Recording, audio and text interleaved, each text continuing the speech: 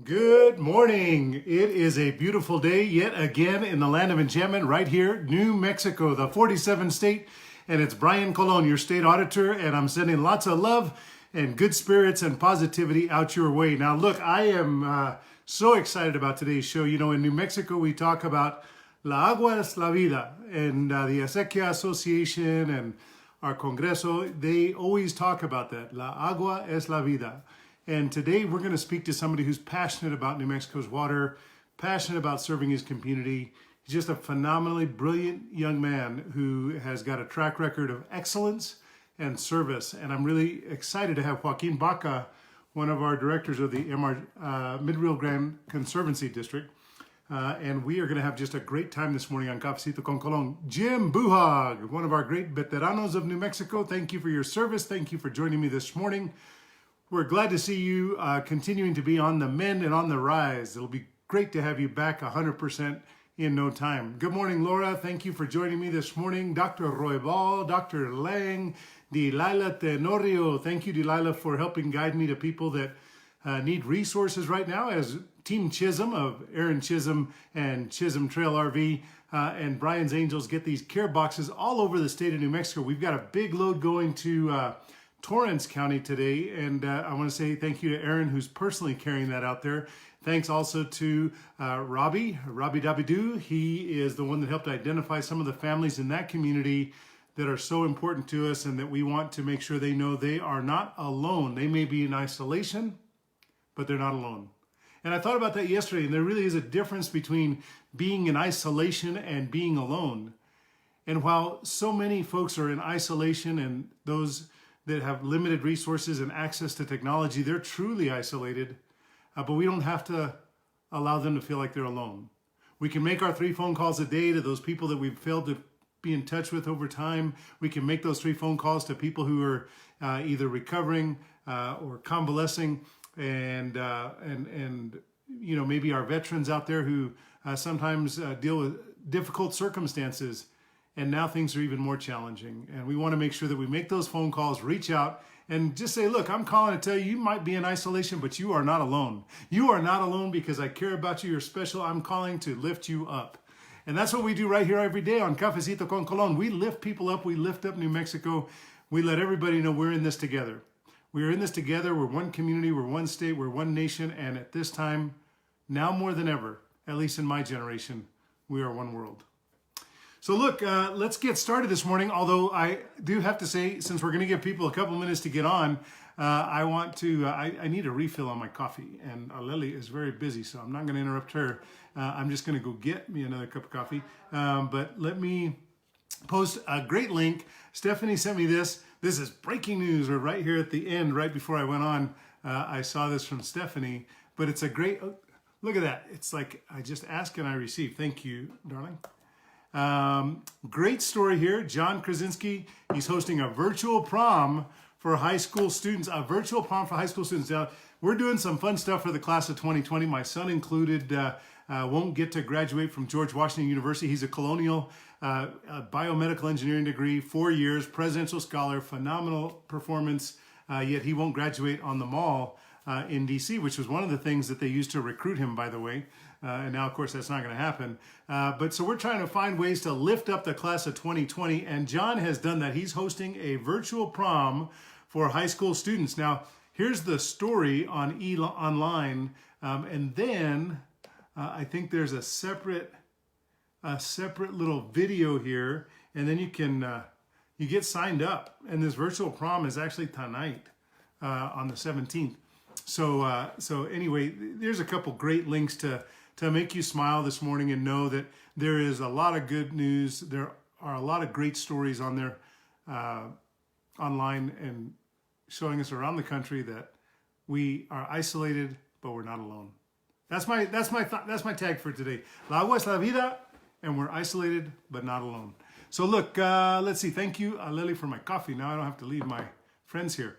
Now I'm gonna put the link early today. I'm going to put the link early today for the Mid-Rio Grande Conservancy District so that it's easy to find for everybody that tunes in, particularly those who tune in afterwards. You know, we have about 50 well, this morning about 44 people who have joined us live, but then throughout the day we get hundreds of people that actually go back to this. So we'll put that link right away up there regarding the Mid-Rio Grande Conservancy District. And let me tell you just a couple quick stories about New Mexico. We've got the Silver City down in Grant County, the county that hosts and raised Dr. Howie Morales, our Lieutenant Governor. They're going to have that Silver City Blues Festival. It's going to go on, but normally it's in Go Park. I've been there. I've done it. It's really awesome. But instead of having it outside and the enthusiasts being gathered in that beautiful park they have, they're going to move it online today, this year. So it'll be online. You can get information about this at silvercitybluesfestival.org, silvercitybluesfestival.org, and it is the weekend of May 22nd. So that's coming up, but it'll be here before we know it, huh? And that's silvercitybluesfestival.org. So check that out. I'll maybe put a link here to the news story about that, the Silver City Sun News, which I think is a subsidiary of that USA Today publication. But in any event, here's a quick story to the Blues Festival. It really is great. I'd encourage you to participate this year online, and then next year get down there to Silver City, Grant County. Good morning, Jason and Jadi. Bill Lucero, good morning. Good to see you, Vatos Locos. William Lucero, Don William. Let's see, who else is with us this morning? Jonathan. Hey, Jonathan Muniz. Recognize my mug? Look, I don't think I've used a coffee mug on Cafecito con Colon 2 days in a row. But my goodness, this gift, I couldn't not use this mug today. Melissa, I'm glad you're here. Tom Guida coming in from London. Doesn't miss. Alex Vaz, hope you had a good meditation this morning. Catherine McGill. Now look, you've heard me talk about Catherine McGill. If you're a regular, you know that I've talked about Catherine McGill several times because she's not just a phenomenal thinker, but she's just a great community leader. And I've posted over time the great undertaking she's done in terms of creatively promoting the urgency and the importance of us participating. 2020 census.gov. But Catherine, as always, great thinker. She's promoting these tiny concerts. And this is a spin-off, I've told you before, a spin-off of, I think it's the NPR desk concerts or something of that sort. But you're going to love this. I always go down these paths where I don't have everything sitting here. So now you know it's not prep. This is real. I mean, I'm really, I have to look for the story. But here you go. There's the journal story, but is there another cool publication that covered it? Newsbreak.com. So since I've already posted the Albuquerque Journal story, I'm going to post this one here. I don't know the quality of this website, but it's coming up on my search. Newsbreak.com actually covered Catherine McGill's great work. And so they got to be somewhat credible and somewhat awesome because they're covering the good work of Catherine McGill, the Tiny Concerts. So here is the link to Tiny Concerts. There every Wednesday, and we're going to have Catherine on, I think, not next Wednesday, but the following. We're booked out like 10 days. We're going to have Congresswoman Deb Haaland. Tomorrow we've got a great day scheduled for you with, my goodness, who are we scheduled with tomorrow? Before the show's over, I'm going to tell you who's coming on tomorrow. We've got 51 people with us this morning. It's a great and beautiful day at Cafecito con Colon. We're glad you're here. We hope you are enriched by these. We hope that you'll follow my social media, Instagram, Facebook, Twitter, and I hope that at the end of the show that you will share this so that other folks can tune in during the day. Tomorrow we'll have Casa Esperanza. Casa Esperanza will be on with us tomorrow. We got a great show planned with Chris Ann there. And that will be a very enriching and enlightening morning. And this morning, Mr. Baca is going to tell us all about the Mid-Rio Grande Conservancy District. So today is Joaquin, tomorrow's Chris Ann of Casa Esperanza. Sunday, we're going to not be on Sunday unless there's a chance. Send me a note. The incredible Robin Christian Jaramillo, who's a phenomenal and famous New Mexico artist, is maybe available on Sunday. And I was thinking we wouldn't do Sundays. We take our foot off the gas on Sundays, but then I miss you. So I'm just not sure how that's all going to work out. So look, Robin says that she'd love to come on the show on Sunday, talk a little bit about how she's been educating her two little ones, what that has looked like, what it has been like to have Sergeant Jaramillo, her husband, who works out in the field in public safety, what it's like to have him come home each day, and you know what are the emotions that are associated with that during the COVID-19 pandemic, and then maybe we can even get her to sing a quick song online for us. That, you know what? I think we're going to do that. So if Robin's still available, you don't have to convince me. If Robin's still available on Sunday, we will go live on Sunday with Robin Christian Jaramillo. I have known her for so long. It used to be Robin Chavez, then it was Robin Christian Chavez, then it was Robin Christian Chavez, then it was Robin Christian Chavez Jaramillo, then it's now just Robin Christian, the incredible performer. She will make your heart grow. She will make your head sing, and it'll be just awesome. And then on Monday, we have Carlos Contreras, another great community leader and thinker. He's going to give us some great insights about the creative economy and about what that has meant to New Mexico, and specifically what has that looked like in New Mexico under the One Albuquerque banner. And then on Tuesday, we'll have Alexandria Taylor. Alexandria is with the New Mexico Coalition of Sexual Assault programs, and there's just so many great things going on in New Mexico that I'd like to feature and talk about, and I'm glad she's going to be on, and we'll continue from there. We have a great week planned for you already.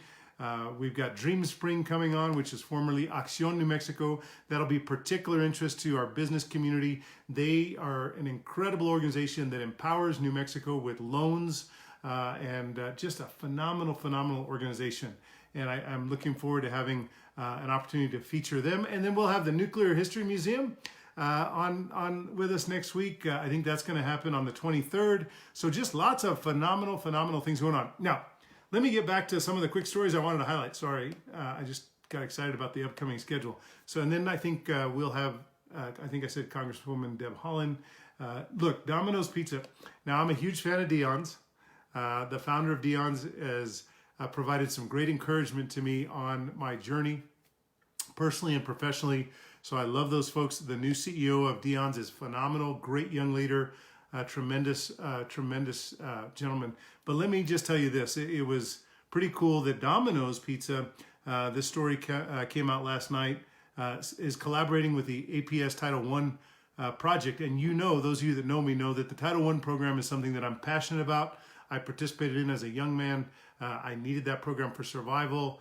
Aleli has taught for nearly 2 decades in the Title I school in the deepest pocket of poverty in Albuquerque, the International District. So you know those programs are important to me and special to me. And so that Title I program is great. But anyway, Domino's Pizza is collaborating with the Title I programs here in Albuquerque with a goal of delivering over 1,000 free pizzas to homeless children across the metro by April 30th. This is through the APS Title I project, which identifies homeless students in Albuquerque and provides housing and food for them. So the teachers are coordinating the deliveries, and lots of them have already happened, but they're going to do 1,050 free pizzas. And you know what I just remembered? Don Orlando of Versace Mariachi, Orlando Marquez, phenomenal guy, dear friend. He sent me yesterday, and I was going to try and play that as my bumper music. He wanted me to have bumper music. Anybody know what bumper music is? Bumper music is that music that they put on right before the show and as the show fades out. And he found bumper music called Café Colón. And it's done by a great mariachi group. And I didn't get to, I just remembered that. I'm sorry, Orlando. You went through that trouble to send me that. And then, que bárbaro, I forgot. But look, we'll have some bumper music coming up. What was it, Café Colón or Cafecito Colón?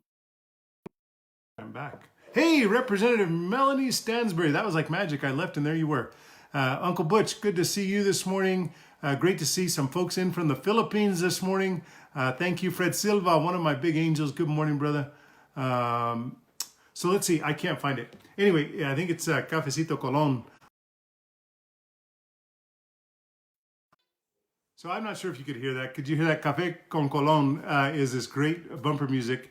And hopefully I didn't lose everybody. Look, I lost half the people because I got too creative there. Are we back online live? Can everybody hear me okay? Ramona, are you still with me? There's some thumbs up. Okay, good. So I'm going to get back to the regularly scheduled programming, and I learned that that didn't work very, very well. But by the time we finish, I know what I'm going to do is I'm going to have that on my other phone so you can hear that great mariachi work that was sent to me by Orlando Marquez. So, okay, it's 9:17. I'm running long because I was just so distracted this morning and having a great time here by myself. I hope you've enjoyed it because I certainly have. SWAYA has named a new director, and that's always important. You know that our markets, our Indian market, our folk market, and our Spanish markets have all gone to virtual markets this year, and that's been a very painful decision by our trustees and our boards that run those markets, but it was absolutely the right decision. As former president of the board for the Spanish Colonial Arts Society, I will just tell my colleagues there that have followed me on that board, you absolutely made the right decision. I know I did get a call from one board member that was wringing their hands over this, and there's just no question. You made the right call, and thank you for doing the right thing. We appreciate that very much, putting public safety ahead of individual agendas. We need more people doing that all the time. But we do have a new director of SWAYA, incredibly important organization, and we need it to be in good hands and be stewarded by good leaders, and we're optimistic that this lifelong New Mexican will be able to do just that. So I'm going to get Joaquin on the line this morning right now. We're going to call Joaquin, and let's see here. I've got his number right here. I've learned that pre-dialing is not necessarily the best approach because I get like 8 or 9 calls and like just the time right after that. So we're going to have Joaquin here. He's going to join us. And thank you, Doctor.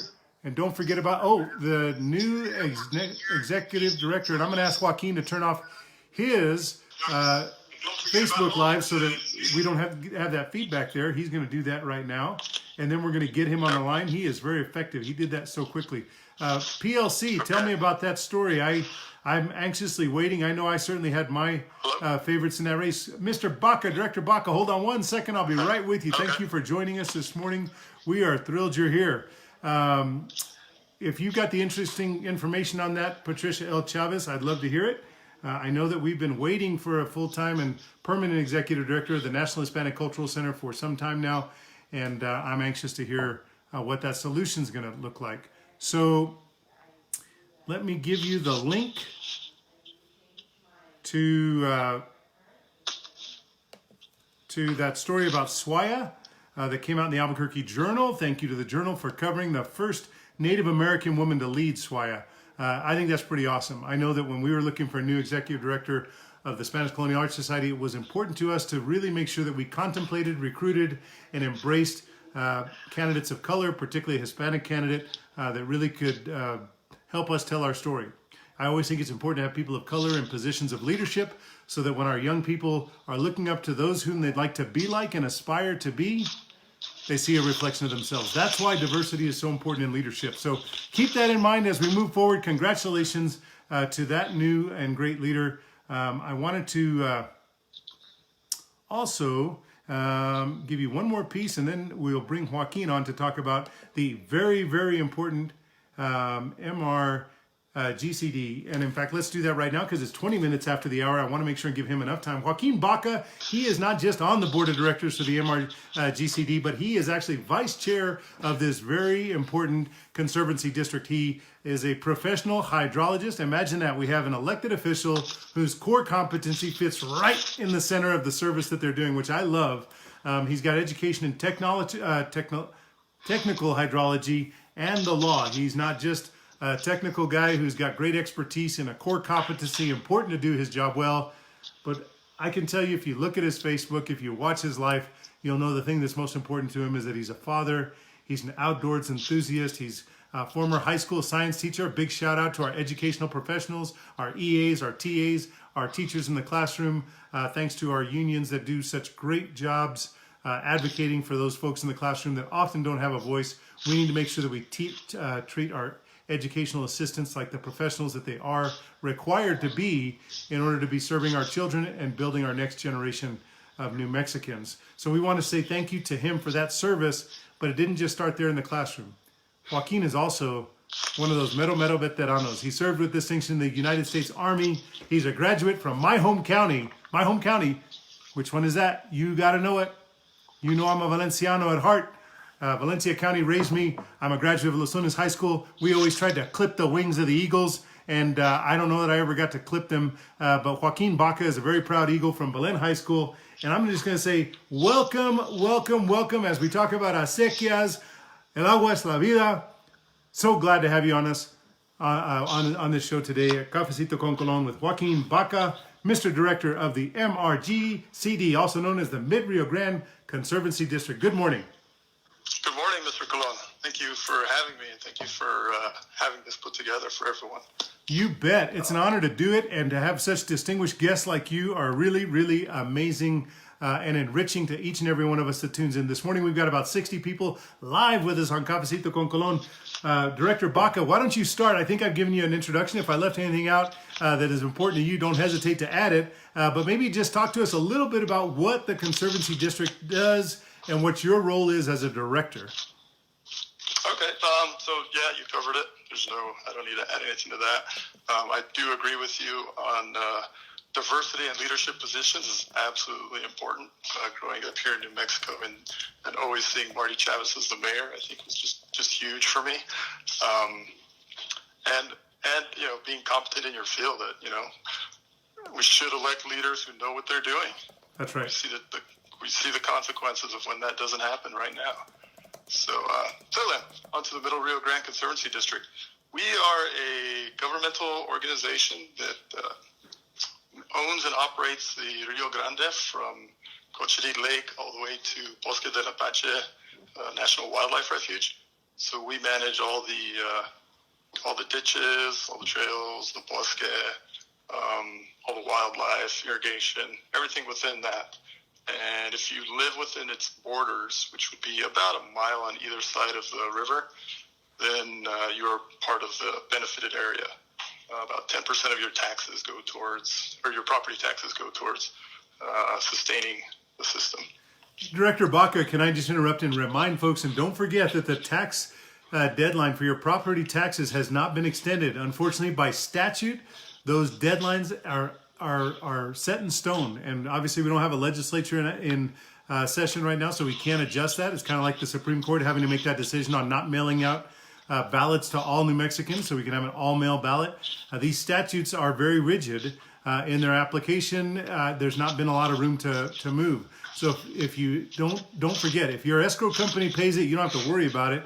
But if you pay your property taxes, don't forget those deadlines haven't been extended. And now you know something that I didn't even know, which is a full 10% of your property taxes get handed over to Joaquin Baca. And thank goodness he's there with strong leadership to protect, manage, and build that Mid-Rio Grande Conservancy District. Go ahead, Joaquin. Sorry about that. Oh, no, not a problem. So some of the benefits that people receive for that is, if you're an irrigator, whether it's a small organic farmer in the North Valley or a large-scale farmer in Socorro, we are getting you your water. If you're in a Sequia association, we're there.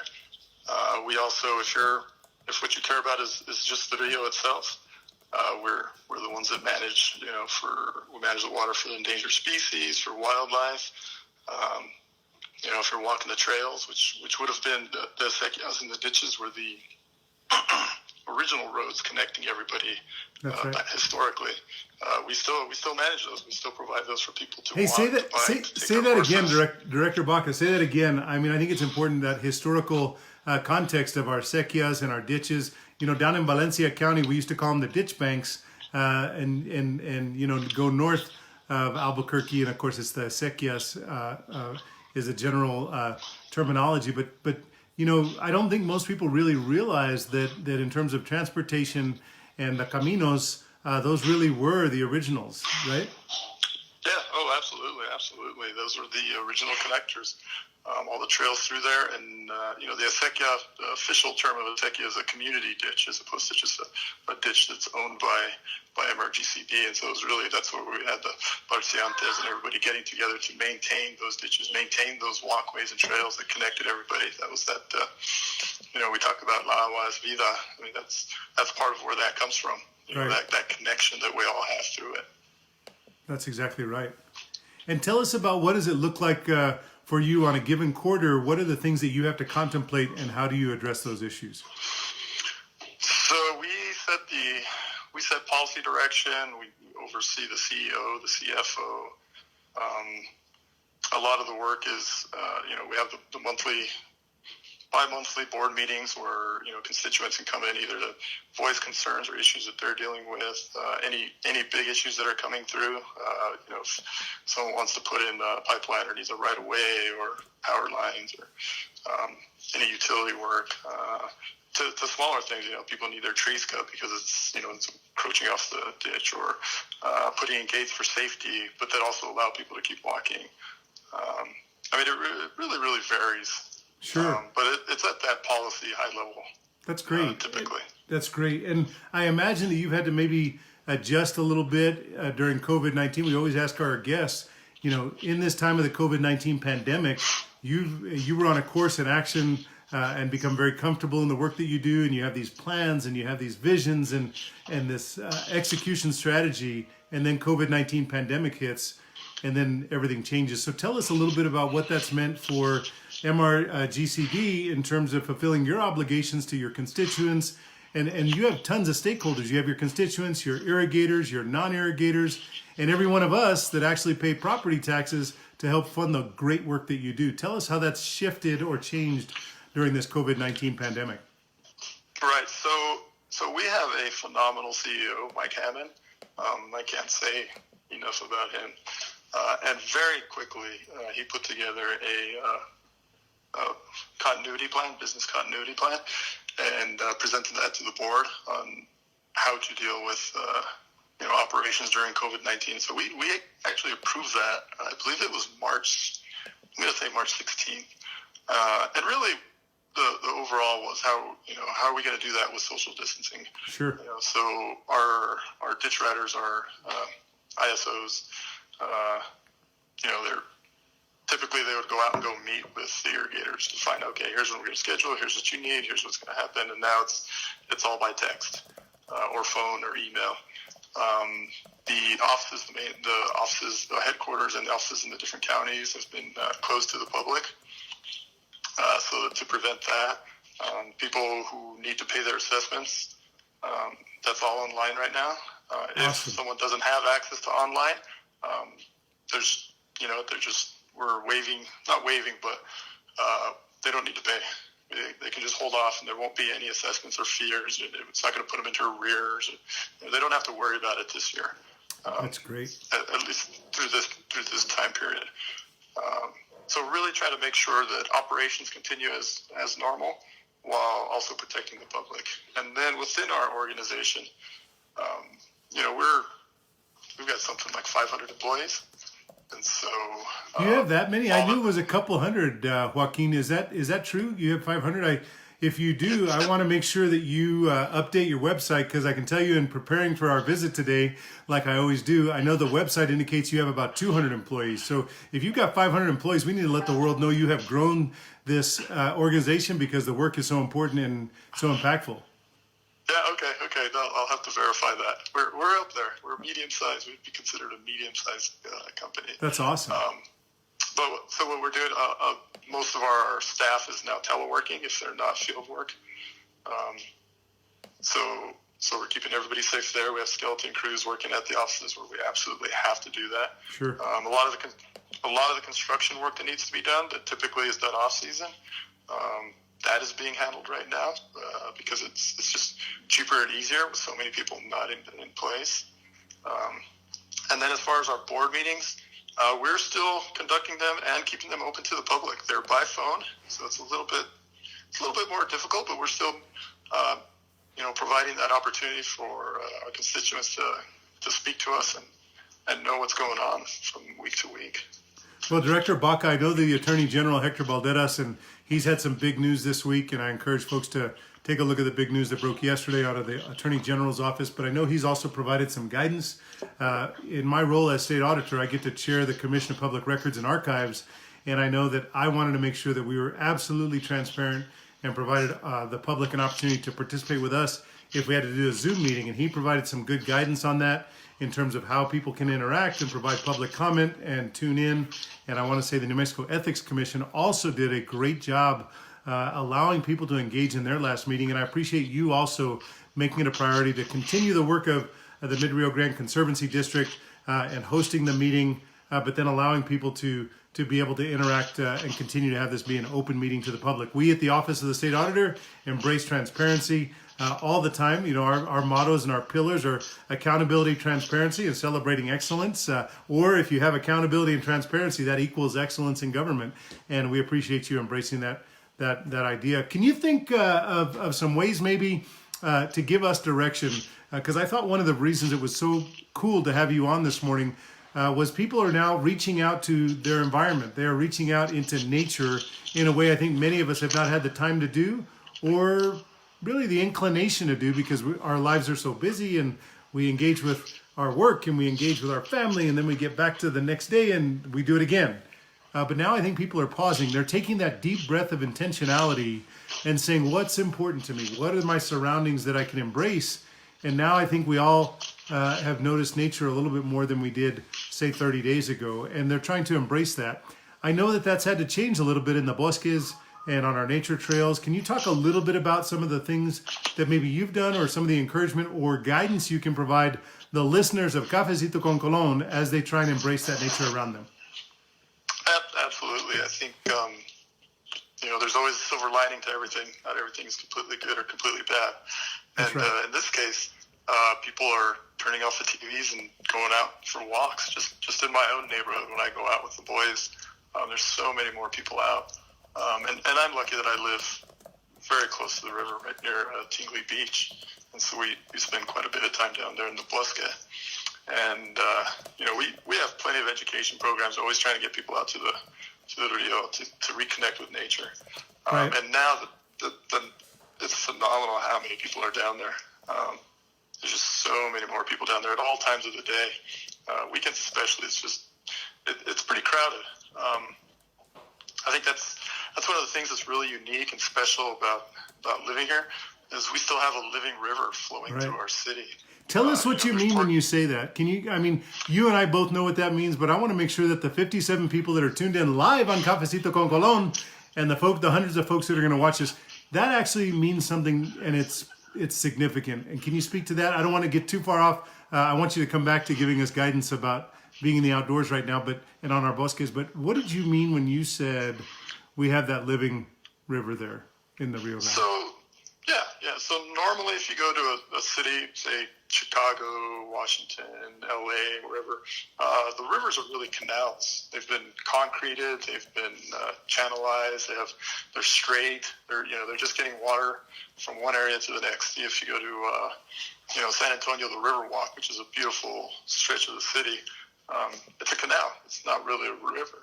It's just people. But here, it's still a dynamic flow, right? It's still right. The water still flows the way nature intended, right? In the spring, we get higher flows. The bosque floods out.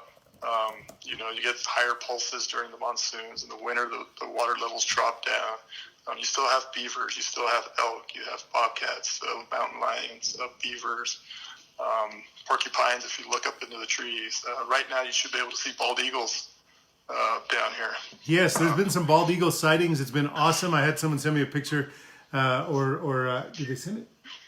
Oh, maybe it was a couple weeks ago. But yeah, the bald eagles are out, and that's pretty cool. I wish I could remember who sent it, because I'd post it right now. But it is always awesome to think about the limited number of states in the union that have bald eagles that actually are regular guests in their wilderness, and New Mexico is one of those states. Yeah, absolutely. My first bald eagle I ever saw was right here at Tingley Beach. I love that. So that's that living river, that bosque forest that's still down there for people to enjoy. So that's one of those things that's very, very unique in the United States to still have that. Hey, Director Baca, can I interrupt you to show off? This is a piece. Let's see here. I want to make sure we get this. This is a piece, and Joaquin, I don't know if you're still streaming, but this is a pencil drawing. This is a pencil drawing, folks. Imagine this. Look at that.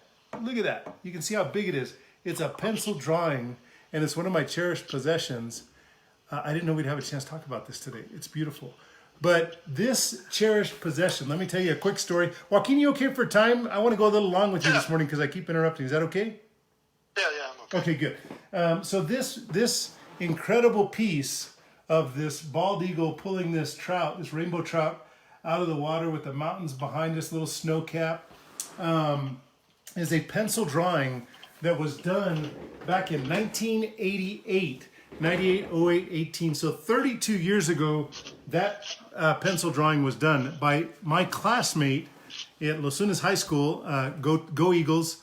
No, I'm just kidding. Go Tigers. I know I've got an Eagle as our special guest today. But the class of 88, Los Lunas High School, had a phenomenal guy in it. His name was Derek Chacon. And Derek was a great guy, super talented, but none of us really knew about this talent he had for art until one day I'm walking by the library and there's this group of pieces that were done in the art class, I guess, back in the days when we could embrace art programs in our schools, right? So Derek Chacon had done this. It was hanging there. I fell in love with it. And this was probably in 87, actually, because we weren't graduating yet. I guess we were juniors. And I remember taking the time to find out who did that particular piece. And then I told Derek, I said, man, that eagle that you did was phenomenal. I mean, it just spoke to me. It was so powerful. And I love bald eagles, and I tried to do them when I was a kid, to draw them, and no success there. But the following year, Derek J. Chacon actually gifted me that drawing that he had done of this beautiful bald eagle, and I've had it ever since, had it framed. And Derek went on to have a distinguished career and is wrapping up a distinguished career with the full-time National Guard, and we thank him for his service to New Mexico and as he protected the Zia and as he served this nation with distinction. He continues to be a friend. Derek, I don't think he's tuned in. I don't think he's a Facebook guy, but I will say that I'm grateful to have that in my home, and that the bald eagles, in fact, can be seen at Tingley Beach.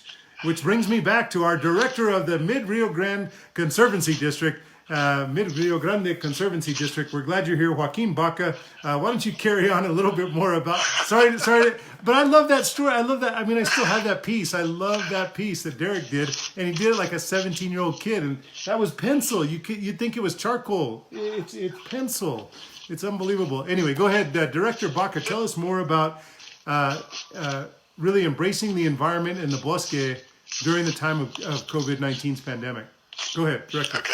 Yeah, and that was a great story. Thank you for sharing. So I think, having that, now that we're there now, everybody's out there.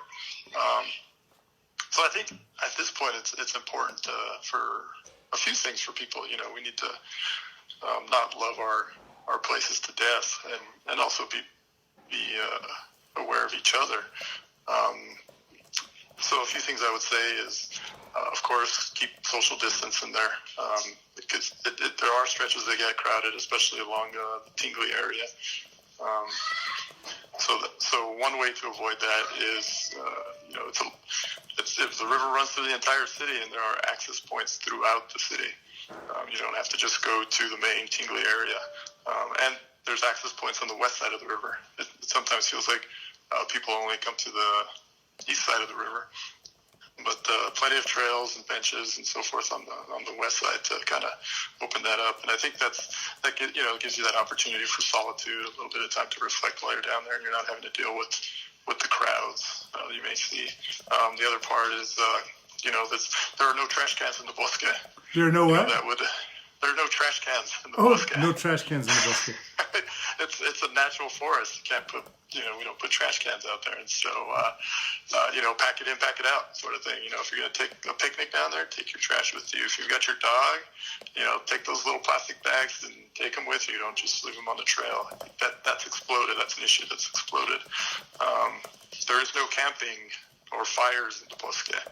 So, if you see people camping, call the district and we can talk to them about that. Be safe. Keep an eye out for each other. We're all sharing in this together, so we want to be aware and be there for each other through this. If you see anything, feel free to call the district. Anything that concerns you can call the district, or if there's any kind of emergency, call the district. Director Baca, what's the best contact number for them? I can find it, but I thought you might know it. Offhand, I don't have it. That's okay. I'll post it. It's on the website. I'll post it. Yeah. We have an agreement with the city of Albuquerque to co-manage. So you can also call the city. Okay, so 311. Yeah, 311 is probably the best one, that, or one. Or if it's something dangerous, you can call the police, 242 cops. Sure. Or 911. So we work together with any issues that are going on within the Albuquerque stretch. We have agreements like that through, the city of Las Lunas, Belen, Bernalillo. So we're in partnership and in contact with each other. So we all work together. So wherever you are within that stretch, you can call someone and get some sort of support. Awesome. Now you have different field operations. You have one down in Cochiti, you have one in Belen, one in Socorro, and then here in Albuquerque. Is that right? Correct.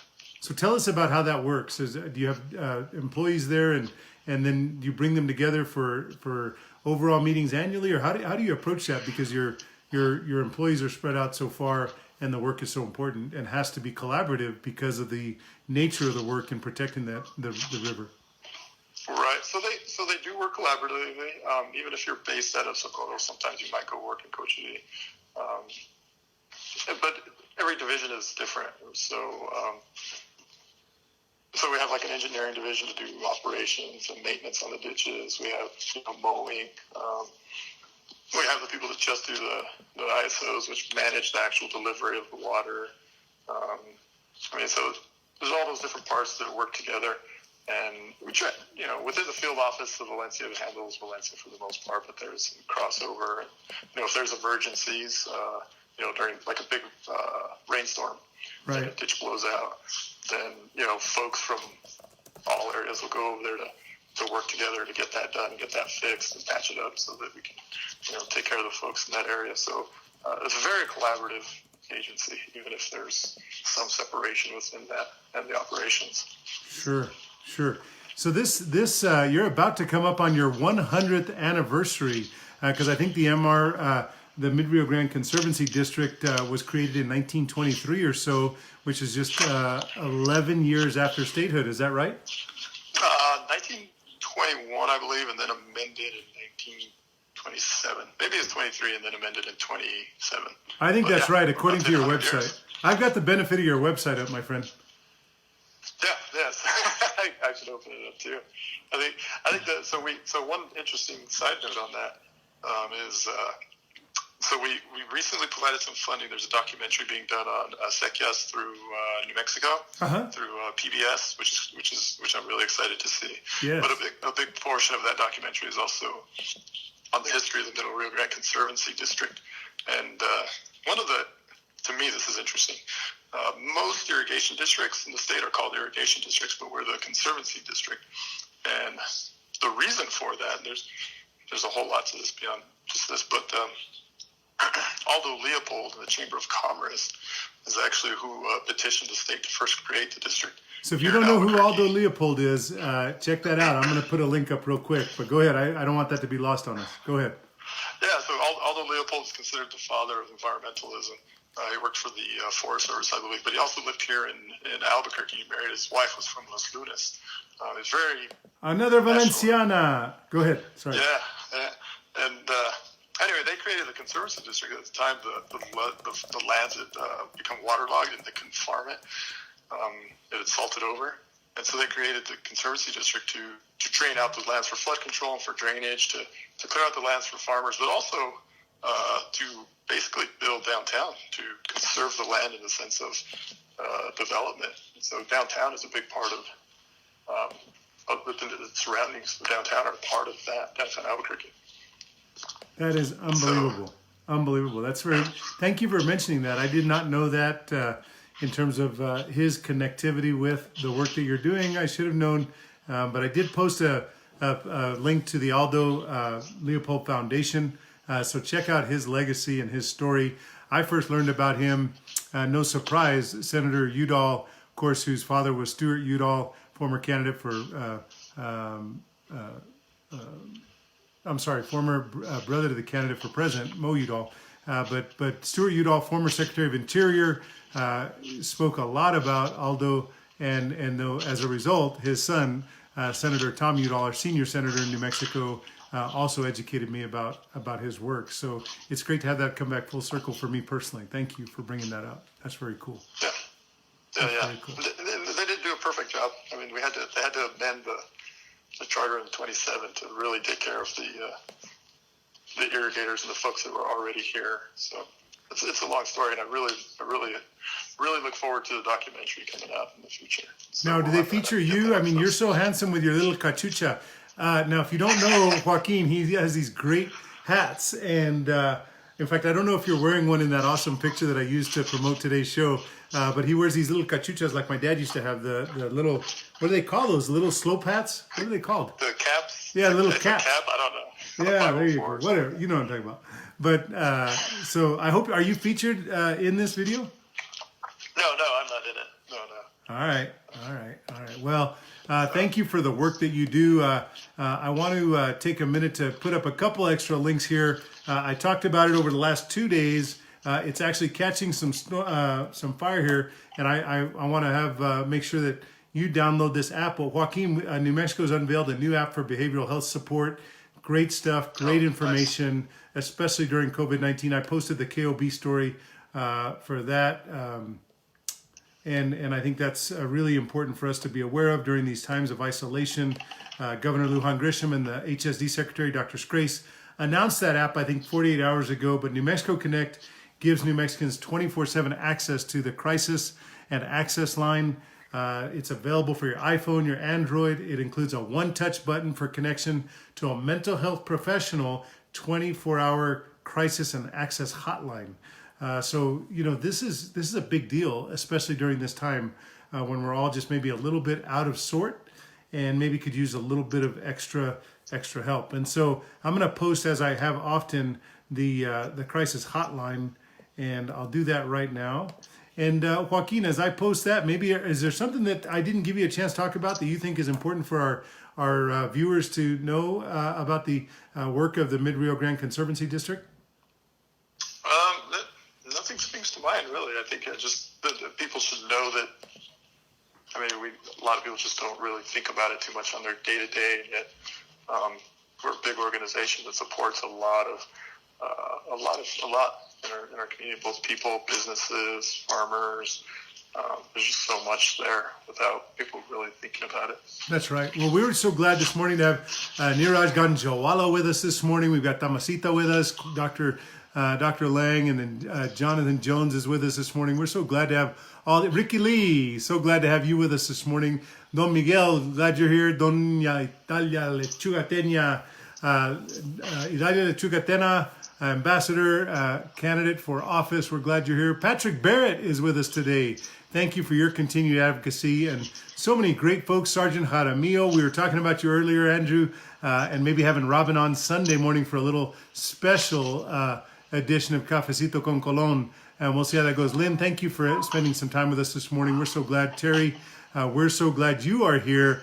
And yes, I love my New Mexico history, and this is such a great chapter in this important book of organizations that make a huge difference in New Mexico, but maybe aren't in the forefront of thinking as we are just 2.1 million New Mexicans trying to have enriched lives. And there's so much going on in the background by civil servants like Joaquin Baca, who are truly committed and truly experts in their areas where they've been elected to serve. And I can't think of many people who have more expertise in their particular area of service than Joaquin Baca. It was easy to support him when he ran.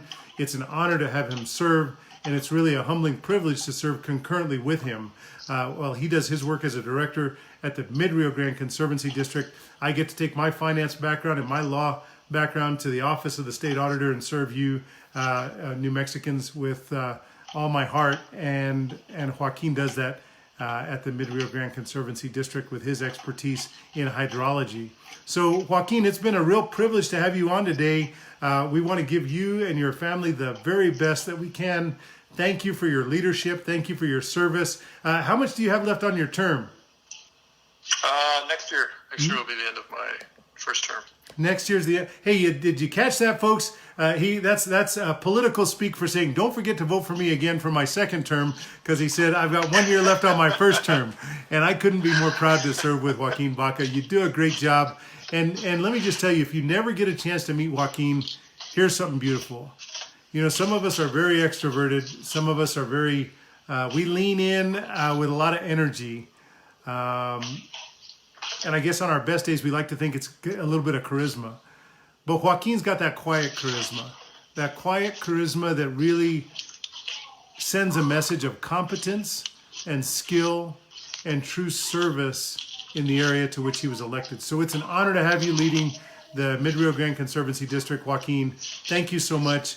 I hope you have a blessed day, and you know that I appreciate your work, but now there's a lot of folks on Cafecito con Colon that are going to be better educated about the importance of the work you do every day. So I'll let you close with any comments you might have, but feel free to close us out. I've got a couple more links I'm going to put up today, and you're welcome to stay on the line with us during this time, or you can sign off. I know you're busy. Okay. My phone number is on the website. If anybody needs anything, they give me a call at any time. There's no issue there. And thank you. Thank you very much for having me. I really appreciate it. Enjoy the day. Stay safe. It's an honor. Make it a great day, Director Baca. Thank you for joining us to educate us about an important organization here in New Mexico. That is the Mid-Rio Grande Conservancy District.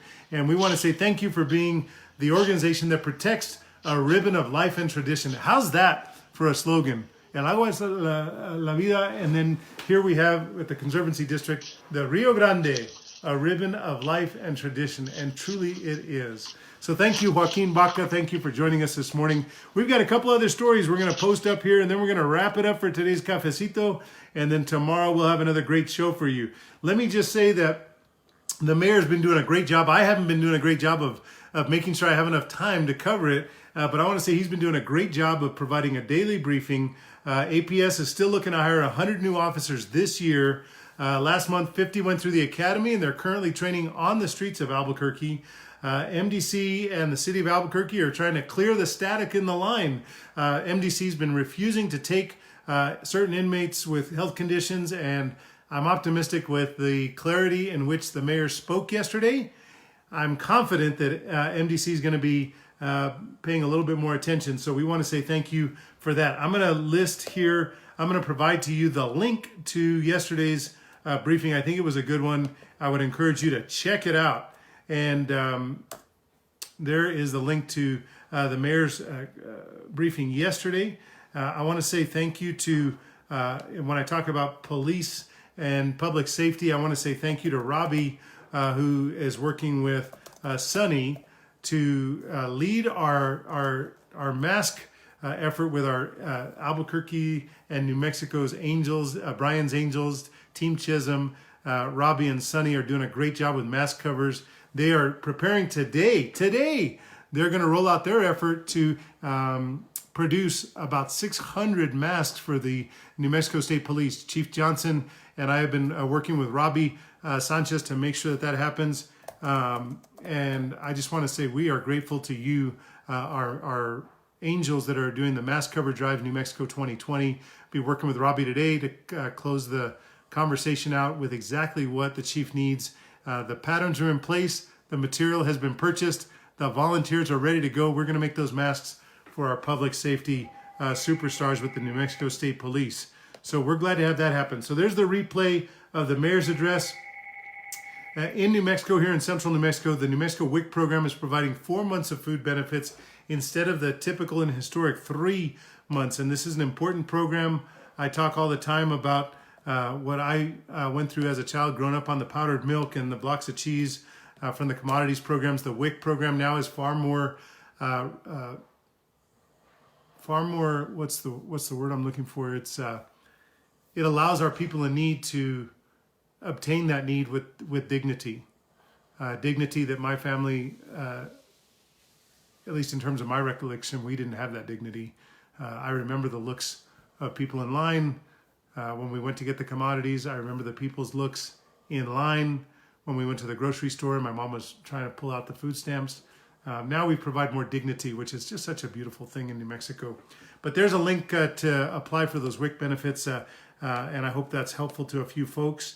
Let's see, was there anything else I wanted to cover today? We're coming up on 9:56, so we're right on the hour. I guess, I do want to point out, because we had 8 more deaths yesterday, it was our most painful day of reporting out the COVID-19 statistics. And we know that we have overrepresentations in two places. Assisted living facilities, and yesterday it's big news. I got to report it out. La Vida Llena did have a lot of deficiencies that were identified by the Attorney General, Hector Balderas, and his team. Again, we want transparency and accountability in New Mexico, and certainly that seems to be what the Attorney General's office worked on as it relates to this investigation, La Vida Llena, and they're being potentially slow to move under the circumstances of the COVID-19 pandemic. I know that I immediately, when I was concerned, even long before the assisted living facility where my beloved adopted mom, Ophelia Munzer, the widow of my late great mentor, Dick Munzer from Sandoval County, big leader in that county, helped establish Rio Rancho Public Schools, helped hire its first superintendent over 20 years ago, who continues to lead the district. But I will just say that I made sure that Ophelia was quarantined long before it was required. She very kindly took my advice. I don't know how much capacity I had to force her, but she knows that all my advice and guidance comes from my heart and a willingness and desire to have her be safe. And so she's been quarantined for several weeks now. I've taken her groceries twice. We'll do that again as she needs it. But we've had a no contact order in place for her. And because we knew early on that those facilities were going to be challenged because they were our most vulnerable. And they were in the top 10% of folks who are at risk for contracting COVID-19 with incredibly difficult outcomes on the landscape. Aaron, thank you for joining us this morning. So there's that. I wanted to make sure and let folks know about that. But yesterday was a difficult day. Again, if you want more information, I want to make sure that you know that the landing page, as always, is newmexicohealth.gov. There are lots of new platforms out there that were developed in collaboration with the great organization in New Mexico, Real Time Solutions. And Chris and his team do a great job. As folks know now, we have 35,000 cases of tests that we now, in terms of opportunity to get some data points.